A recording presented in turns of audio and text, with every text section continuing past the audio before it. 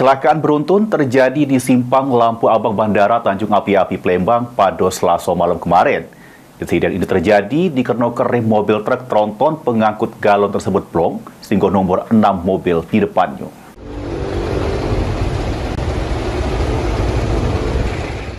Lantak rem blong, mobil truk tronton pengangkut galon nomor 6 mobil di depannya pas di simpang lampu abang Bandara Tanjung Api-Api, Jalan Letjen Harun Sohar, Sukarame, Palembang pada Selasa dalu kemarin. Kerasnya hantaman membuat 3 unit mobil mengalami rusak parah, bahkan si kok mobil terjepit di bagian depan mobil tronton. Beruntung tidak ada korban jiwa juru kejadian ini, namun sejumlah penumpang mengalami luka ringan akibat benturan. Menurut salah sikok pengendara yang terlibat kecelakaan beruntun, mobil truk yang berada di jalur yang sama tiba-tiba langsung nomor mobilnya sehingga dirinya tak bisa menyelamat ke diri.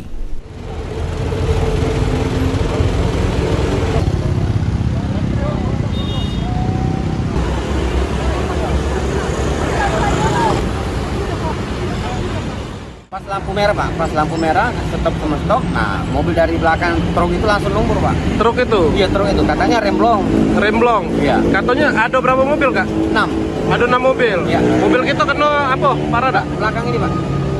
Bangku belakang? Iya. Tapi selamat galo ya? Alhamdulillah, selamat. Satlantas Polrestabes Palembang yang sampai di lokasi langsung ngaman ke mobil yang terlibat kecelakaan beruntun, serta ngelaku ke olah tempat kejadian perkara. Dugaan rem blong pun dibenarkan oleh kepolisian.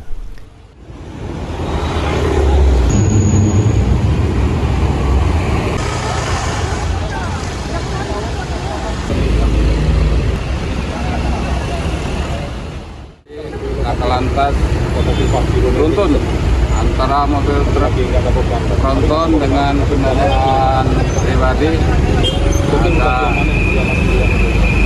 4 unit. Sementara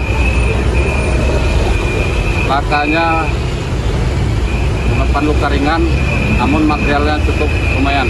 Ada 3 kendaraan lain yang rusak berat. Untuk dugaannya penyebabnya apa, Dan?